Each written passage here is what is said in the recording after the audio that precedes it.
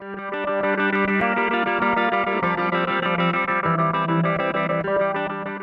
talked about this open letter before. Again, the letter is attached at the back of the packet. We sent out some sources for you guys to glance through and read, some videos.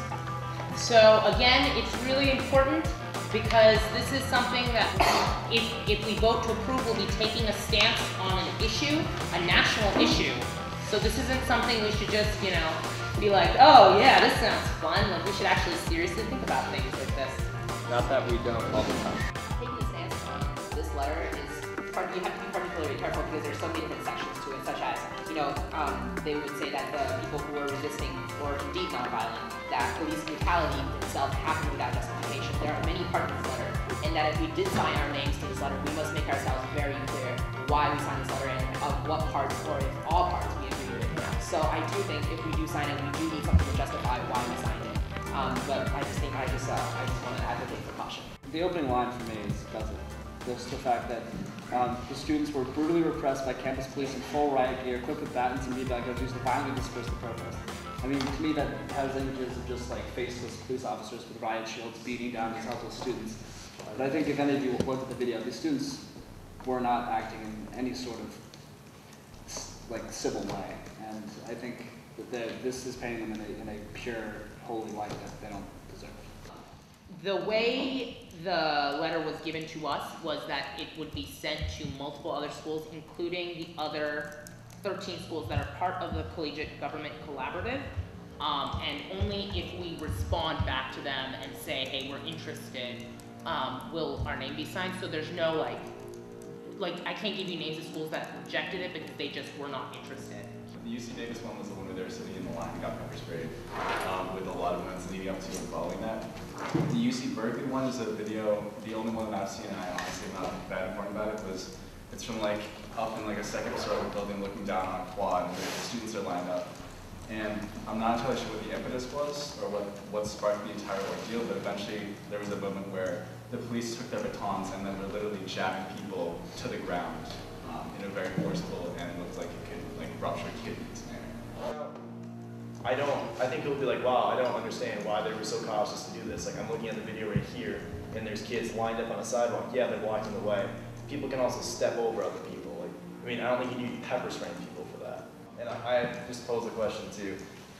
If the police weren't looking for a fight, why do you show up in riot gear with batons and beanbag bullets? I mean, I think you're kind of, if you walk out, like, there's something, like, if you walk out of wherever your headquarters wearing that kind of gear, like, you're expecting something to go down. I mean, it sets the stage for what's going to happen. I think from the beginning, the police, honestly, the students did some things that weren't right either, but the police seemed to be ready to use any sort of aggression. And the riot gear stuff, like, that's just all precautionary stuff. I mean, when you send in, like, when the ratio of, like, students to, like, police officers is, like, 5 or 10 or 20, or I don't know, the situation is 1, it, like, no matter what the officer has, he got a baton, he's still severely outnumbered. And so it's, like, it's all precautionary thing. They don't, when they send, like, police officers, like, SWAT agents in, they don't want any of them to get hurt from, like, a student side. It's just stuff like that. It's not like they're going in, like, we want to, like, beat up college kids. Like, that's, I don't know, like, that's not what I think, like, the police go into. To address Chris, I mean, when you're literally like ramming people in the chest with batons, that constitutes as brutally repressing. I mean, if they're like literally in a line, it's like a pack, and I think he's in a tree or something. What if you don't move? Like, what if the police are there to protect you, or they're not? Are they like, what's the job of the police? It's to enforce the law. And will always be violent, standing in grass. I mean, You can't, like, public they pay to go to the school. What? They pay to go to the school. It wasn't on school property. No one can tell me it wasn't on school property at all. The UC Davis one wasn't. That's why they were being kicked off. No, UC Davis was on school. Yeah. Which one was off property? Which one? No, I think Oh, were the college rules? Was it the college rules? It was college policy. So I think it's kind of testy to be discussing the actual legality of the matter and like all of the, I guess, the police discretion that's going on, exactly who called in what, for what reason, the motives of each individual. I think that's a lot to kind of speculate on, and especially for that reason, I think it's very difficult to make any resolution on this either way. because it comes down to what do we think happened from what we know of the videos, from what little I know, what little each of us know. I think it's very difficult to say with any certainty the police were in the wrong, the students were in the right, the students were in the wrong, the police were in the right. So I don't know if I'm comfortable passing anything on this. That's just my opinion. I think a lot of us here in the room agree with the intention of it. It's just that the writers of this letter take a very black and white approach to a very complex issue.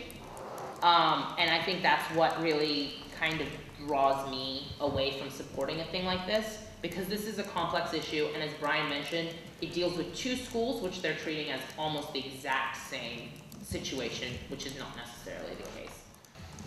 One of the reasons why I'm kind of eager to support this is I've visited plenty of other colleges and stuff like that, and I've noticed that the relationship between the police and the surrounding area and the students is not a very good one. I kind of understand why the students were kind of angry with the police, because I'm sure they've had plenty of negative encounters, and then I'm sure the police kind of saw us as entitled college students, and that's why they took so much force. I think that, in doing so, they kind of did violate certain constitutional rights of students. I don't think that we should take a stance on something like this. I don't feel like I was elected at all because of my political views. I feel like I was elected because of my views about Bowdoin, and I know that student governments at other schools might be a little bit more political than we are, but I don't feel like I'm representative of the student body in any way in terms of how I feel about rights or free speech on campus or anything like that. I feel like I was elected because people thought the things that I had to say about student organizations were meaningful. I know personally for me, I am a neuroscience major with a chemistry minor, and I'm proud of that, but I am not as comfortable, because I feel like what makes me good in this role is because I'm passionate about Bowdoin issues, but that doesn't necessarily mean that I'm an expert witness on national issues. So just kind of how heated this discussion has become, that we've broken out of our rules and people have had back and forth debate. I think this kind of shows, think about sitting at a table with everyone who elected you and having this conversation. Would they all agree with you? Were you elected to represent them on this really heated national issue? Would they feel comfortable that you spoke for them and said that Bowdoin feels this way about this? I just don't think this is what we're here to do for the student body, and I don't think that anyone who elected me would say, I elected you and I elected you to say this for me, and I feel comfortable with you as a body coming to a decision on these national events for me and for the student body. Motion to table this until next week. I feel like we've had a lot of back and forth on this, and maybe people want to kind of get an assessment of whether they feel like it is their role and talk to people. And it doesn't really seem like in the past week people have gotten constituent opinion, and I know it's really hard to do, but that might be something that we want to do in terms of figuring out whether it is our role or not, and if it is your role, actually getting people's opinion on this. Yeah. Second. He seconds. All right. So all in favor then?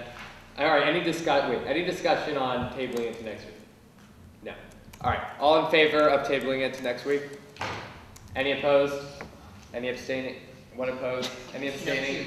Two opposed. 3 opposed. 3, 4. Oh wait. All right. 1, 2, 3, 4, 5, 6 opposed. Any abstaining? All right. We're moving into next week.